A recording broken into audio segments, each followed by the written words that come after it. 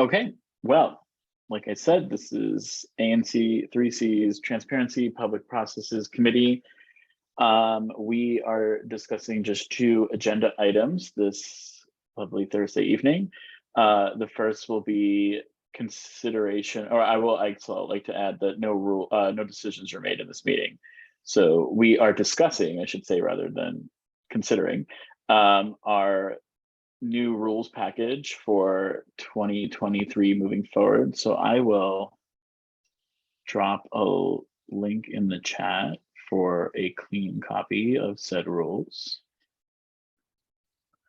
Adam, do those differ at all from what is currently available, I think, on the website?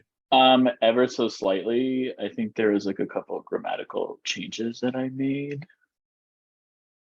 But oh, and I added 2, which are highlighted, bullet points under meetings that would allow us, should we need to, go into an executive session based on DC law. So I will share this now. Commissioner Prinzo, I think I sent you some edits too, right? So those have been made in these ones, or no? Oh yes, I'm sorry, you're correct. There are some edits. I can go back and I just put it in the chat. Let me figure out how to. I can go through and highlight that. No, I don't think we need to highlight the edits, but I just wanted Commissioner Nash to know. So Commissioner Nash, I just made some edits. And they're mostly clarification type stuff. So you can compare it pretty easily. Like it's mostly just making sure we're not conflicting with any DC Council regulations that are there and stuff like that. So there's nothing. I didn't make any substantial suggestions. Yeah, and there are, I mean, as we go through them, there are some kind of contradictions in some of the provisions, for example, in the rules with each other, as well as with the other document, just that, you know, we should probably address.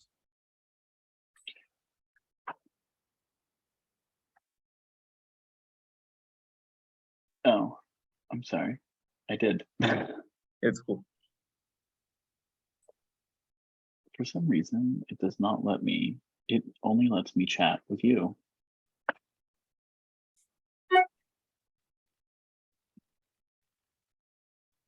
That's weird. Can you chat with everybody? I just pasted it for everyone. Thank you. That was weird. All right, so before we get started, there are 2 or 3 things that we would like to highlight in this draft of the rules. The first thing that we have added, it's currently highlighted under meetings for accessibility and scheduling. Per DC law, each commission meeting needs to be, and committee meetings as well, need to be open to the public, and as such, no decision can be made behind closed doors. There are 2 exceptions to that, which would allow the commission to meet in an executive session should a personnel or a legal matter arise. So I have added language that lets us do such action. Decisions regarding a legal matter or a personnel matter can be made in an executive session, but must be reported to the public at the next public meeting, is my understanding of the regulation. And an executive session has to be noticed, but it is otherwise closed to the public. And it is called at the discretion of the chair. Okay. What, Adam, this is good, but one maybe clarification I would make on legal matter is I think it might be clearer if we said legally privileged matter, because, you know, there may be something where, you know, the ANC is being advised, you know, by corporation counsel or the office of attorney general, or maybe legal advice from the office of the ANC, which would be legally privileged. And of course that, you know, could and probably should be done in closed session. But at the same time, there are other matters. I mean, the commission considers matters that might be legal in nature all the time because they deal with law or compliance with law, not how the commission itself is acting. So those don't need Okay. session. Fair. All right, I have updated that.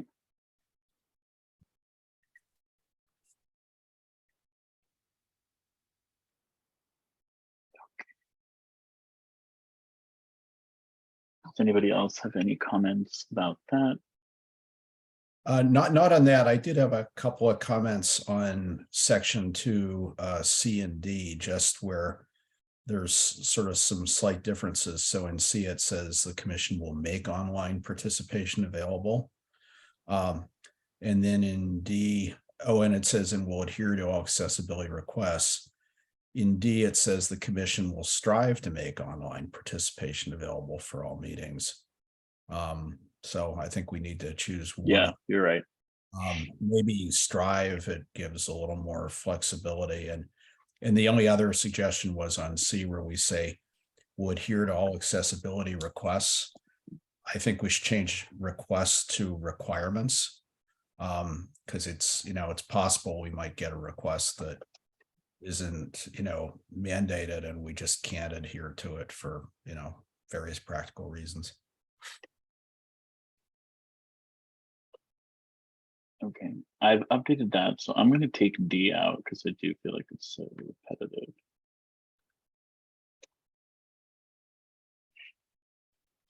Okay, is there anything else on this section? Not on that section for me. Oh, I'm good with that.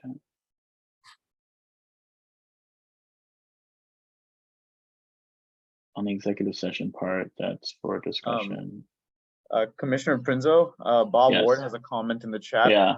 I don't know if it's relevant, but just letting you know. Decisions should be made publicly. No meeting may be closed to the public unless personnel meeting for legal matters. So the quotes Bob, from the statute. There you go. Yeah, so that was my next question. Because that was what was sent to us, and it's also available on, I believe, dccouncil.gov. Are we okay with leaving it as personnel and legal matters because that's what's in DC law? Yeah, I mean, if that's the statement of DC law, I would say, yeah, then leave it alone. But I think that the interpretation, and I'm pretty sure that OAG would back us up, is that it really is meant to apply only to matters of legal privilege. So leave it alone, but with the latter maybe being our understanding, and we can always get that interpretation. I think it's fine. Okay, that's fine. I agree. Thank you, Bob. Yeah, no, I just put that in there because I think the executive session is for discussion, but you're supposed to come out of executive session and do a public vote. Correct. It's my understanding. I think the only way around a public vote, not around, but I think if you are discussing a personnel matter, I don't believe they require you to. You have to disclose the decision, but I don't think they require you to. And I believe Commissioner Paggett is aware as well. I think that was found in recent OAG guidance that they provided to another commission. So yeah, you don't debate and vote. You just publicly announce. Hiring or firing somebody. Yeah. Announce, what decision was made. Okay, is there anything else on meetings specifically? Perfect. Just for committees, before we open up discussion, there is going to be a more formal process for joining a committee that's going to be forthcoming. Right now, we are kind of figuring out what we want our makeup of committees to look like. We are tossing around a few ideas, but a lot of commissioners agree that we like one appointee per single member district, and then a possibility of 2 appointees at large, preferably one from Woodley Park and one from Cleveland Park. And that at large membership can be expanded at the discretion of the chair. Is there any discussion on that? And then we can talk about the section a little more broadly. Yeah, I mean, my reaction is without, I want to think about it, but if we're going to have at large members, one from Woodley, one from Cleveland Park, don't forget that there's at least one other neighborhood in our commission, which is Massachusetts. Yeah. And I think that's why we agree to expand it a little more broadly. That's just an idea that we're kicking around. I do think that, speaking as a Woodley Parker, a lot of people from Woodley Park don't feel like this ANC is reflective of them at times. I think they feel like this is the Cleveland Park ANC. So I think we would like to bring a lot more people in from different parts of our ANC. I think Commissioner Paget said a comment. Yeah, and then it escaped. Sorry. That's fine. So Commissioner Nash, you're just saying add Massachusetts Avenue Heights to it? Well, if we're going to have it, I'm saying if we are going to have at large members from these two other distinct neighborhoods, then I would add Mass Avenue Heights, because that is also a distinct neighborhood that is not really part of either Cleveland or Woodley Park. That's fair. So do we want 3 and then expandable to 6? So here I'm maybe I'm a bit confused. So we're talking about all committees here, right? Yeah, this isn't anything that's in the rules. This is something that's forthcoming. We are trying to figure out what we obviously don't want a committee that's 127 people. So we're trying to figure out what people would like a makeup of the committee to be, if that makes sense. So, and I know that others might disagree with me on this, and Commissioner Prinzo, if I'm taking us off track, just reel me back in. I actually don't think we should put any limits and specific positions for committee members. I think the way we have it is an SMD commissioner can recommend, and then the commission can just vote on them. In my experience, it's really difficult to get people on committees. Like even on the transportation committee, that's been going on probably the longest so far. We only have like 4 people, and those 4, we have. I mean, I think if we just stick to what was in the rules of diversity of members, and if we want to add like diversity of SMDs, we can add that. But I really don't want us to be under pressure for a committee not functioning if we can't find anyone from Woodley Park to participate on it. You know what I mean? Like, so I don't know. I don't want us to put too many restrictions and pressures on ourselves with regards to committee members. Go ahead, Commissioner Paget. I totally agree about not putting too many restrictions on it, but I think there's the potential to have a comfortable situation where, we're getting all of this interest and stuff from Cleveland Park, and we don't have something to fall back on and be like, ooh, we can't have, 11,000 members that are just from this one area of the commission, right? So I think what we're wanting is just like something in writing that you can point to and be like, ugh. And that's why I think the idea of the at-large seats came up, but with, again, putting some curbs on it, right? Where it's providing some flexibility, but not all of it. Does that make sense? I totally get it. And initially I was going to think like, well, then the commission can just decide not to vote for the 130th Cleveland Park member. But then I realized, like, you're right. If something is in writing, that would be better. I'm actually trying to find in the document where this is. Maybe there's. You didn't. So this was just a discussion about a possibility of adding this. Am I muted? I think we can. Yeah. Sorry. Go ahead. I was just gonna say, I think we can do the same thing, like strive to have at least one representation from each of the 3 major neighborhoods in the commission or something like that. in addition to the single member areas. Yeah. Yeah. I mean, I think that's fine, and Oh, in addition, so wait, so now I'm really confused. So like, so you want 8 people from each SMD, and then you So want, like, Potentially.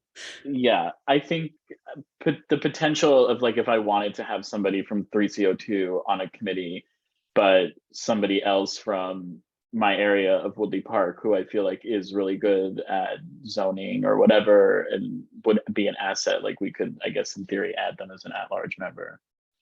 I think that's fine. Okay, I agree with that. I mean, I see there's a comment in the chat about geographic diversity. Yeah. Certainly important. You know, I think as a general matter, it really does depend on what committees are doing. And, you know, the first kind of clause I think is the key one here. Committees consider matters on behalf of the commission to make recommendations. And, you know, I don't know whether that's something committees have been doing to date or if it's new. If it's new, I do think it would be good just to, you know, double check that the language that consider matters on behalf of the commission doesn't run afoul of any, you know, guidance from the ANC office. But I think as a general matter, if the committees are going to be considering if that's allowed and making recommendations, you know, then you need more structure. If committees are, as it suggests in the second clause B, more fora where, you know, applications or matters can be presented and delved into and aired before the community in a, you know, sort of more accessible way than at the commission meeting itself, or issues narrowed, then I think you can have more flexibility. But if you know, again, if committees are making recommendations that presumably carry some sort of weight with the commission, you know, then you're going to have to worry about, I think, maximum number. You're going to have to worry about quorums, you know, things like that, all of which become pretty important. So, you know, think about that. Yeah. Good. If that word recommendations is what's you're feeling is triggering, like having a quorum, and we don't want that. Like we don't. On behalf of, yeah, and recommendations, yeah. And it just leads to, you're going to have more structure and requirements, it seems to me. Would a suggestion be better than recommendations? Like if we replace recommendations with suggestions?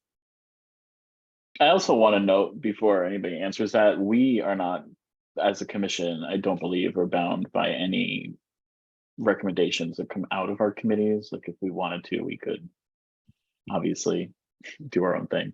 Yeah.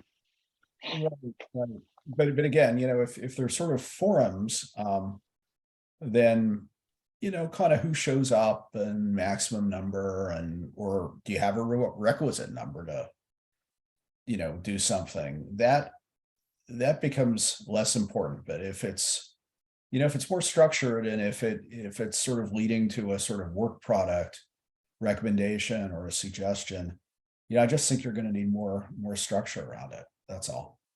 So again, I'm deferring here now to those who've been on the commission, you know, at least 2 years longer than the rest of us. Is this how committees have been operating, or is this new? That is to be kind of be. You can go ahead. Recommendations. Sorry. So in our bylaws, we have that, well, in section 5, it's more about ad hoc groups to address and report upon any matters before the commission. I think that that's probably a better description of the way that we've been operating these committees in the past. Swali, would you tend to agree with that? Where they're not making recommendations, it's more just, you know, another opportunity to engage with the community and the public, to deep dive into things so that we don't end up having, you know, a 12-hour month. Yeah. I mean, I think one thing that I do, so like I want us to be somewhere. So I agree. I don't want the whole quorum thing, but Commissioner Pagets, you're right. Like the way it happens is we discuss something, and we do discuss resolutions, right? At this last committee meeting, we discussed like draft resolutions. Commissioners were going back and forth, looking at what stuff was, but the committee never makes an official recommendation. It's what was discussed, and then commissioners then, you know, talk about it at the next full commission meeting, and then that's when there's a vote. So I don't think we've ever had a committee saying this is the recommendation of the committee, but I do want to clarify that, for example, today, right? Like we are discussing stuff as a commission. This is going to be recorded and placed online. If people come out and say like, well, you didn't give enough chance for input, I think it's perfectly fair for us to say there was a committee meeting about it. And there has been chance for input, and there has been chance for dialogue on this. So I don't want us to be just like, oh, it's an empty forum, attend if you don't want to attend. But at the same time, I also don't want it to be so strict that we turn it into formal recommendations or anything. Yeah, we don't, and this is where the whole thing where we're not making decisions, right? Like there's nothing being voted on out of committees. That has historically not been something that we've done. What has happened, especially around what was formerly the Planning and Zoning Committee with single family home stuff that wasn't controversial. Swally and I think went to every single one of those. And you know, we were able to Nancy would be like, hey, are you guys okay if here's the resolution, put this on consent, because you know you were there, and you'd be like, that makes sense, right? Yeah, well, that's a good way again to kind of narrow issues and have dialogue. Or, you know, I'm thinking back to I forget what committee was looking at the Macklin at one point, and Mr. Ward, if he's still on the line, made a suggestion to put a stairway in for more accessibility from Newark. I mean, that's the kind of dialogue that can kind of, you know, help to shape or narrow something, maybe in a way that is more I don't know, accessible than you'd have at the whole commission meeting. So, you know, that makes sense to me. So I think if Janelle or Commissioner Pagets, if you know, kind of stick to the language that has been used before about report on, or you know, but primarily as a forum for input, then I think it works, you know. Yeah, address and report upon. Yeah. Yeah. I agree with Commissioner Pagets. Thank you for that. I'm sorry, we're looking at number 5, section E. 'Cause I can edit it now. I think it was section 3A, right? 3 is meetings. Oh, Well- okay. And it's been remember the one I'm looking at as committees is Roman. Oh, 3. I see it. Committee. So instead of in order to make recommendations, we are going with suggestions. Address. And report, I think you said.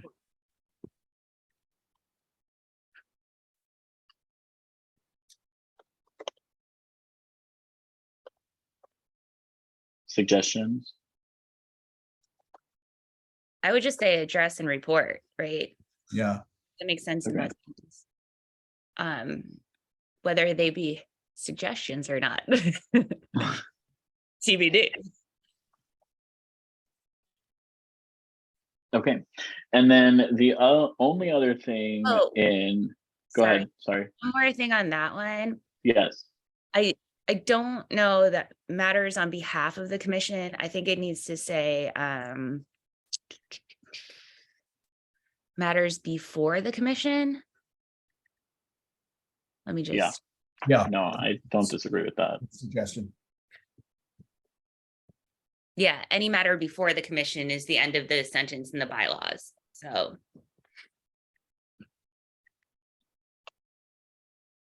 Perfect.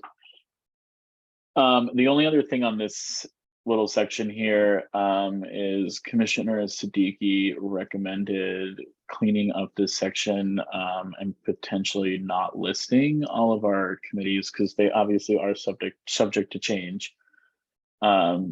If we decide to stand up a new one, are there any thoughts on that? Yeah, I mean, the only reason I kind of thought about that was that we mentioned committees and bylaws, and then we have resolutions on committees. So I feel like there is documentation. If committees want to see what their purposes are, there's documentation for that. Committees want to see what everything is. So I was just trying to clean it up and just not have multiple things in multiple places, because then we have to track all of them. You know what I mean? So that was my only thought, is just like, if we wanted to, we can just keep this to the rules in general, and then any committee specific committee purposes, specific committee names, they can just be handled by the resolutions. I tend to agree with it because I don't feel like we really need to be amending the rules every time or each time we decide to stand up a committee. Well, I hope we're not standing up committees all the time. I do agree with that it's easier just to handle it as Commissioner Siddiqui proposes. Okay, so I will take this out. Do you want to leave standing commissions, or are those listed in the bylaws? Or just get rid of the entire section? I would just take it out. Okay. There's nothing listed in the bylaws.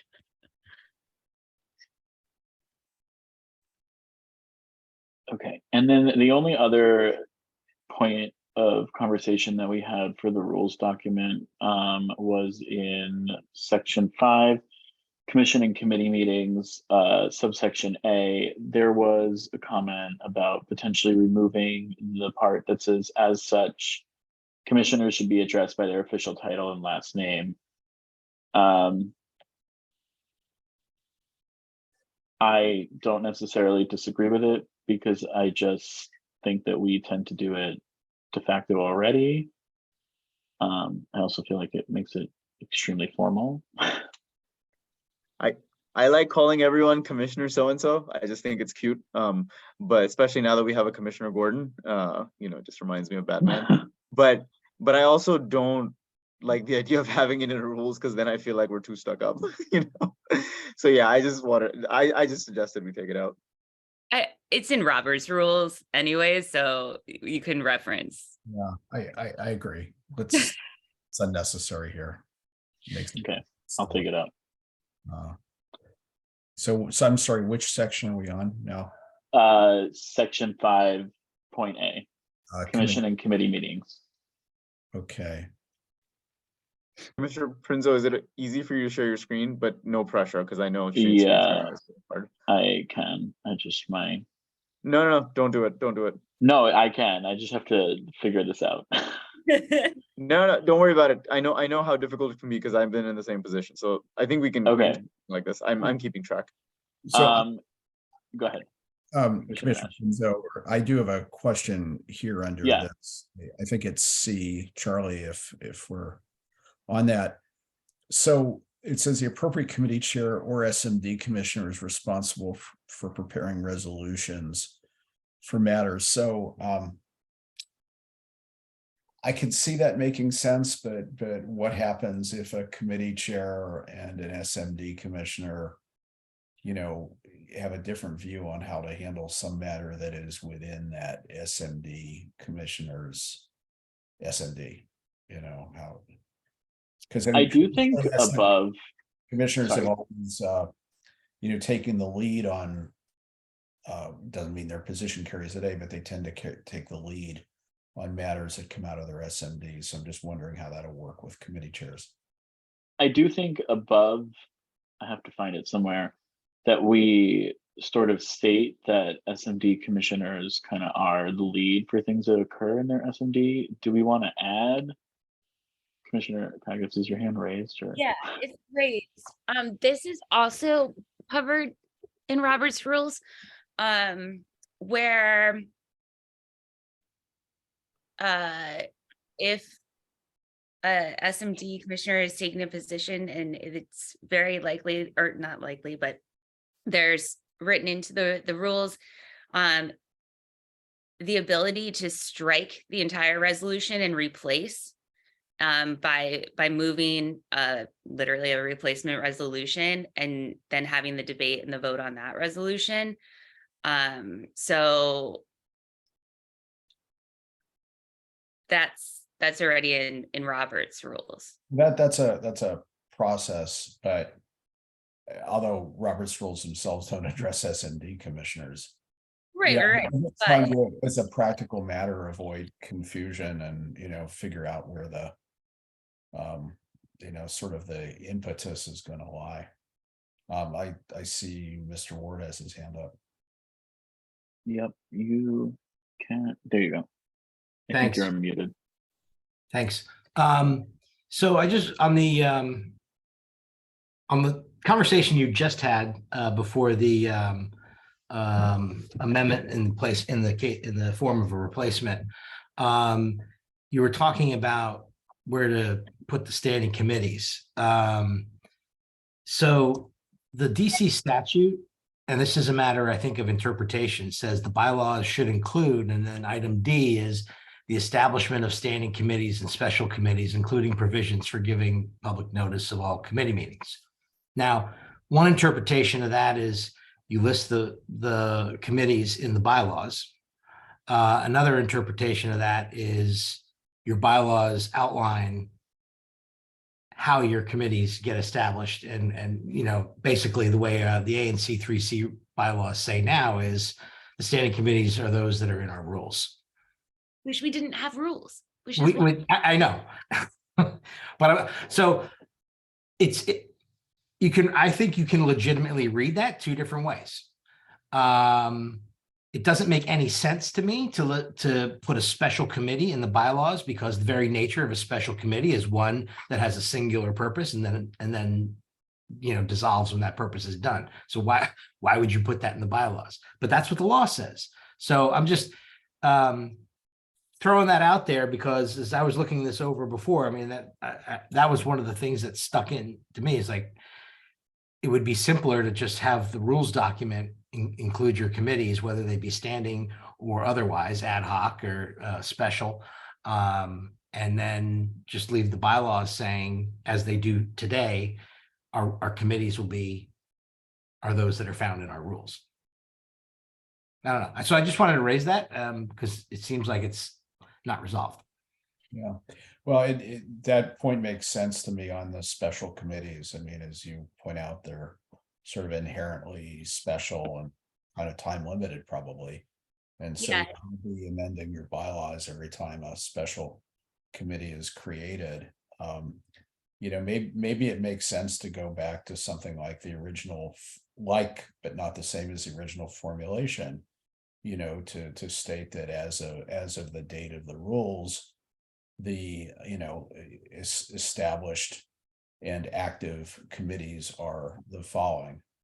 I do think there is some question, and Commissioner Pagets, if you wouldn't mind sort of circulating the current bylaws, because I've seen one. They are on the that says- website. Well, it says what you have, but then I've seen another version that hasn't explicitly been overruled, dating back to 83, that lists a whole bunch of established committees, very few of which are active. So There's no evidence that they were ever voted on or used, so we never used them as a commission. well, they've been used over the years, and I'm not saying that they control now, but to avoid doubt, what I would suggest is putting them in the rules, saying these are the current established and active committees. And then that list can be updated, from time to time as we. Do you have a copy of those bylaws? Because the ones from the 80s, because I personally have not seen. I can't. I do. I can't access it at this moment. It's That's like, fine. it's in PDF form. It's not even electronic. Okay. So, but I think that going back to a formulation like was proposed originally, where you list the committees but note that they're established and active, helps to resolve this particular issue for the time being. I have gone back and added it. We can change the language to say our standing and active committees are those listed here, as opposed to listed in the bylaws, since they're not. Yes.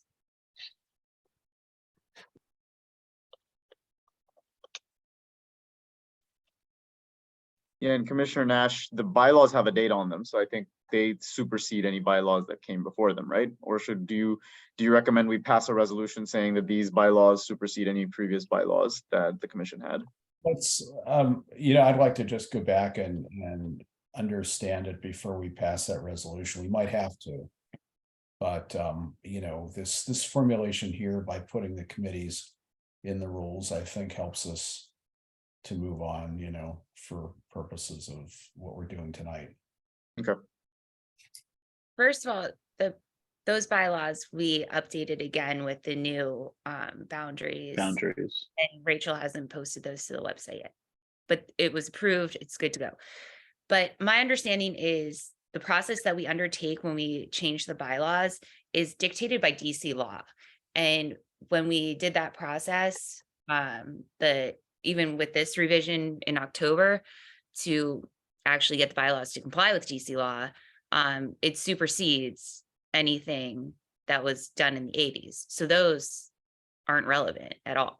Well, let's take a look at the language. You may be right, but it also probably depends on how the language was drafted, whether it sort of supersedes in the entirety or simply amends those provisions that are different. So anyway, I think it's a cleanup issue, but it's something we should look at.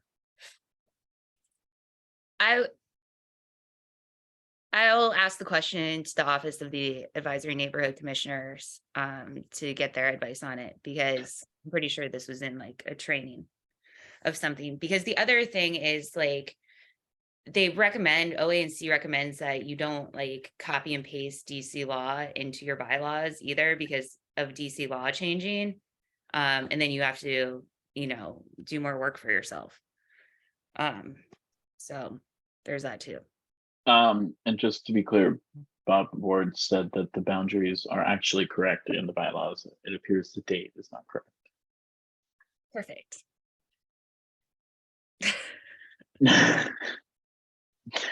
So Whether take that they've with a been grain of filed salt. with the OANC is another question.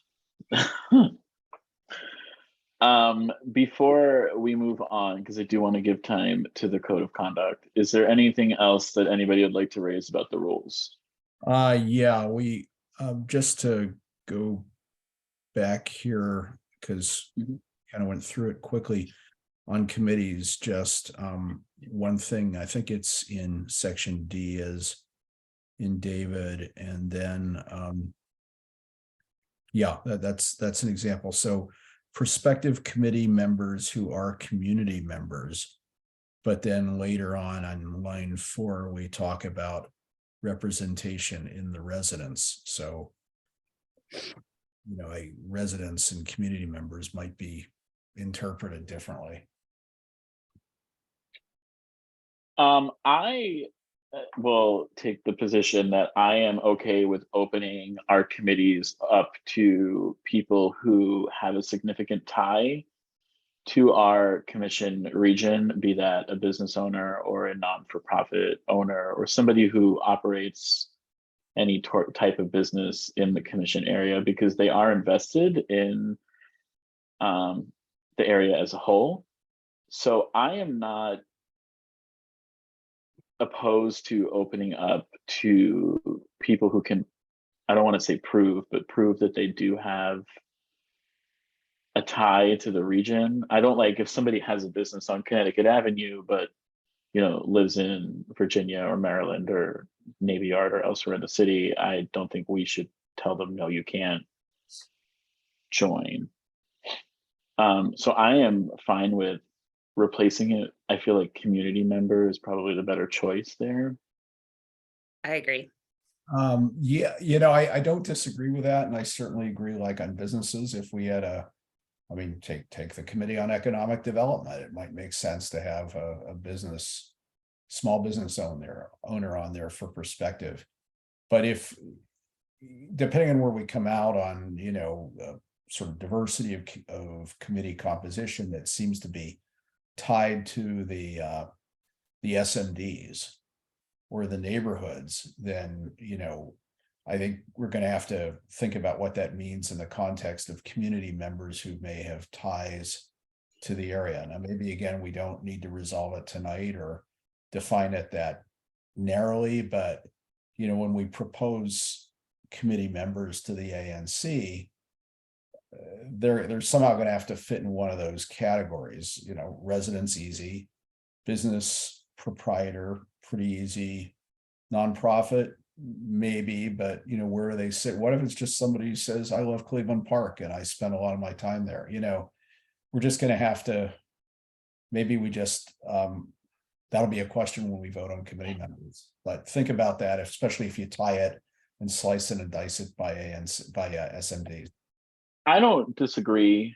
I think our only reasoning for kind of adding a geographical boundary is because, especially when I was running, a lot of Woodley Park residents feel like, I've said it before, this ANC doesn't matter to them because it's, a lot of the Cleveland Park residents, I don't want to use the term overtake, but overtake. And I think just want to create a more welcoming environment for everybody. I don't want to limit participation to anybody. I think the more the merrier in terms of government is always a better option. But I'm okay with, maybe if we want to limit X amount of people per geographical region as opposed to SMD, but that's not something that we have to go through tonight. Go ahead, Commissioner Paggett. I also think that we can kind of have the low bar limit of, here's what we're thinking with each SMD and at-large members. All of this can be changed with at the discretion of the chair with the approval of the entire commission, right?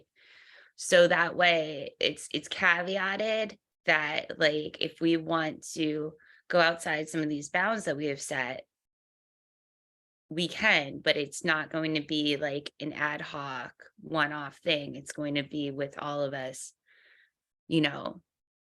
rowing in the same direction.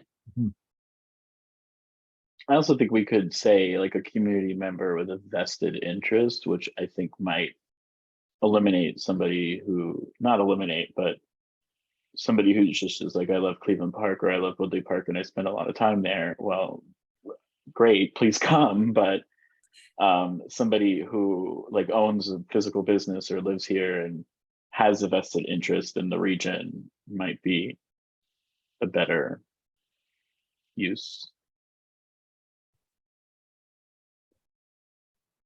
Well, again, it's all going to be up for discussion when we, as the commission, approve these members. So if a commissioner is this isn't passing muster for me, right, then it's the burdens on them to get the rest of the group to see what they're saying. They're trying to act by consensus and rowing in the same direction. I mean, I wouldn't want it where someone comes forward and says, I drive through Cleveland Park on the way to my downtown job, and therefore I have a strong interest in, whether or not we have bike lanes on Connecticut Avenue.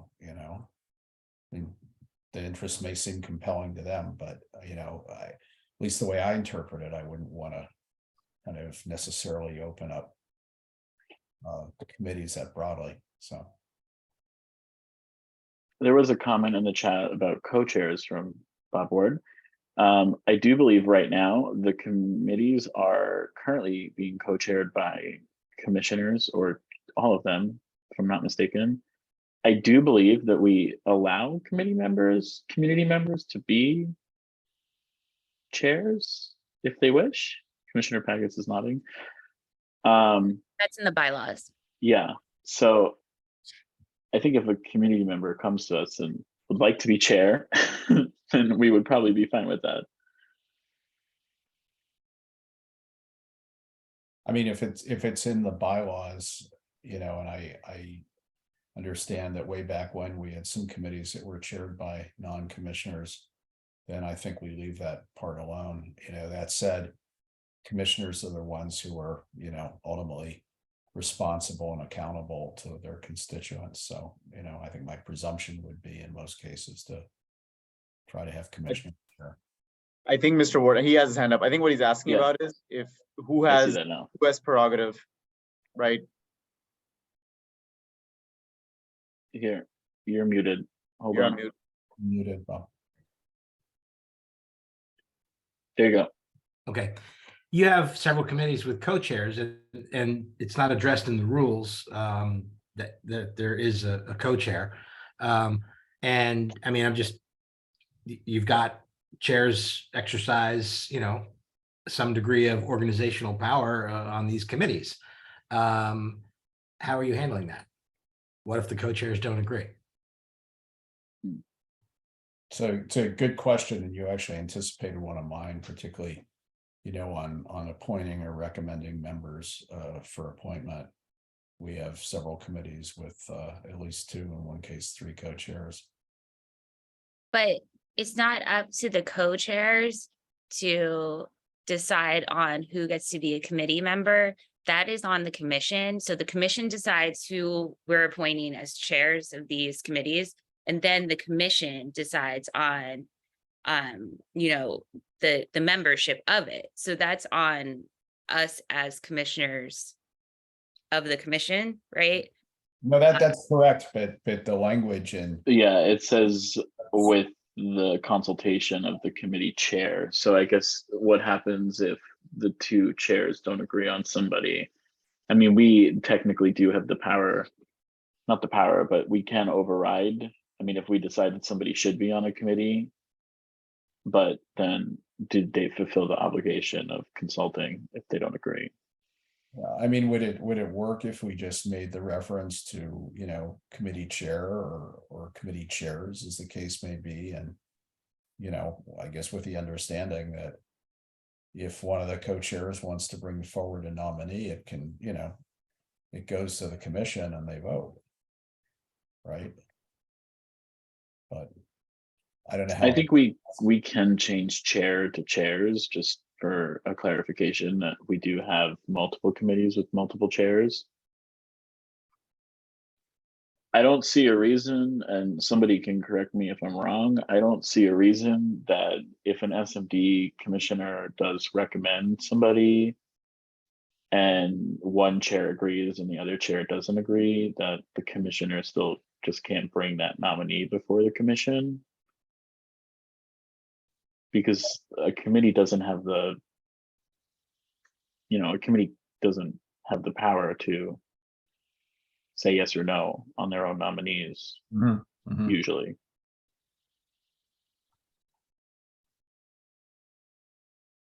Does that make sense? Yeah, I agree with that. Okay. Okay. Is there anything? Go ahead. One other thing, just in H, chairs make sense, but community members of each standing committee shall be appointed by the commission at the start of the 2-year term. But then there was another provision that said that committee members are appointed annually.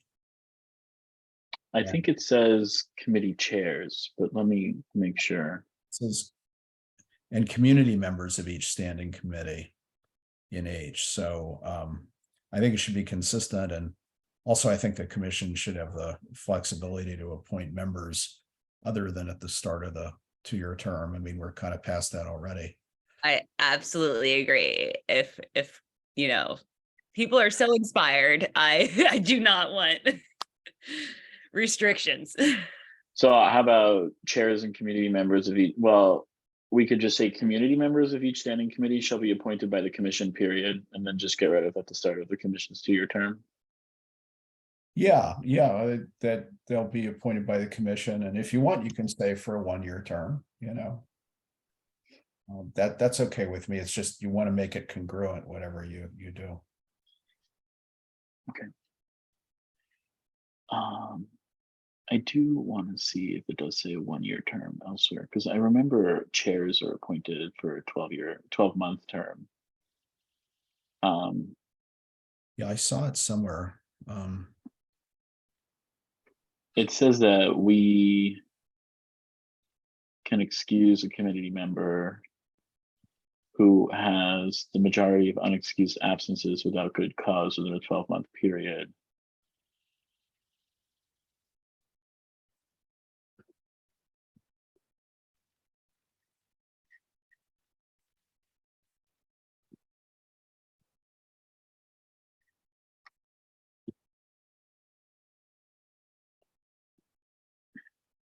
I don't see, that doesn't mean it's not here. Oh, so this is in our bylaws too. Section 3 of under the committee is the chairmanship of each committee is open to any resident of the commission area and must be appointed each year by the commission. So I don't Okay. know if I want to duplicate it in this or just, And so the bylaws would control on that. yeah. So do you want to make that exclusive to chairs, or do you want to do that for both chairs and committee members?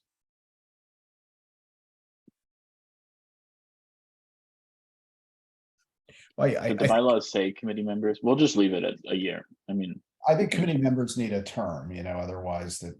yeah. Do you want, what I was asking is if you wanted to limit it to a year, not limit, but do you want to set it at a year, or do you want to set it at 2 years for? I think a year because, yeah, it kind of. Yeah, it vests power in the commission, and if people are working out well and they want to stay, then they stay, and if not, it's a good chance to refresh the committee. Okay, so I will add.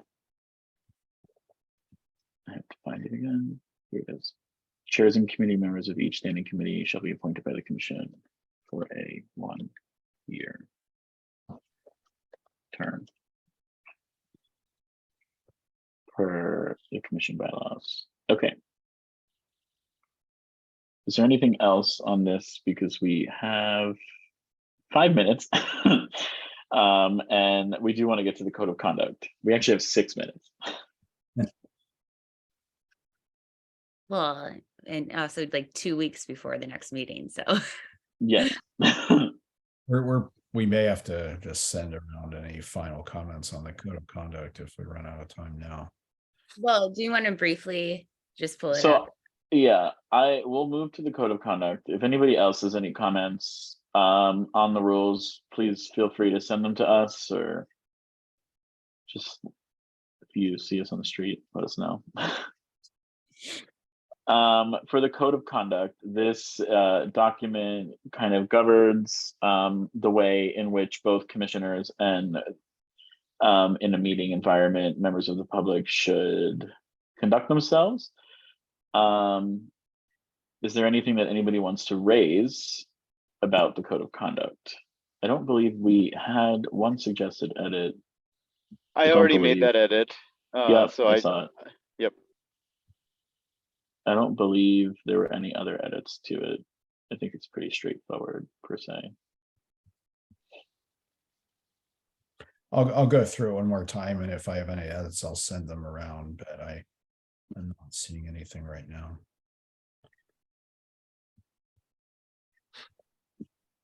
Oh, Swally's here twice. Did we always have the footnote to the Bega? I added that No. in. I just wanted a Commissioner citation for Siddiqui that. added that. Thank you.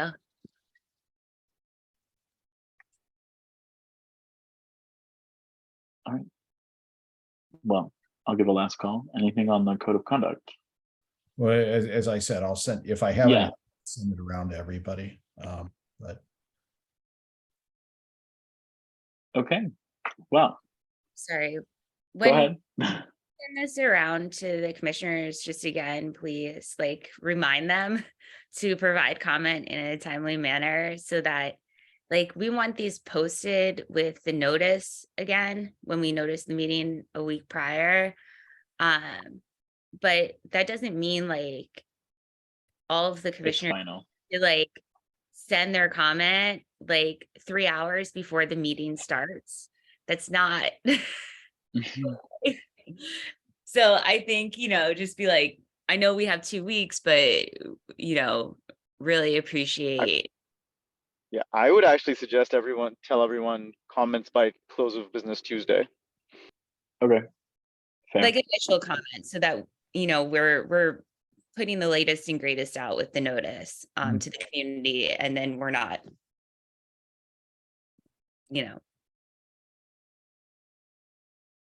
cool. Perfect. All right. Well, thank you, everybody. All 5 of you. Sure. Okay. Thank you, Commissioner Prinzo. You've done a lot of work on this, and I know it's not easy to wordsmith during a meeting. Yes, and I will give a special thank you to Commissioner Paget and Siddiqui for their help, because I tend to write and carry on for pages. So thank you, everybody, for coming, and we will see you. I guess our next meeting is February 22nd. Indeed. Thanks, Commissioner Prinzo. That was fantastic. Thank Yeah. you. Thank you. Bye. Bye.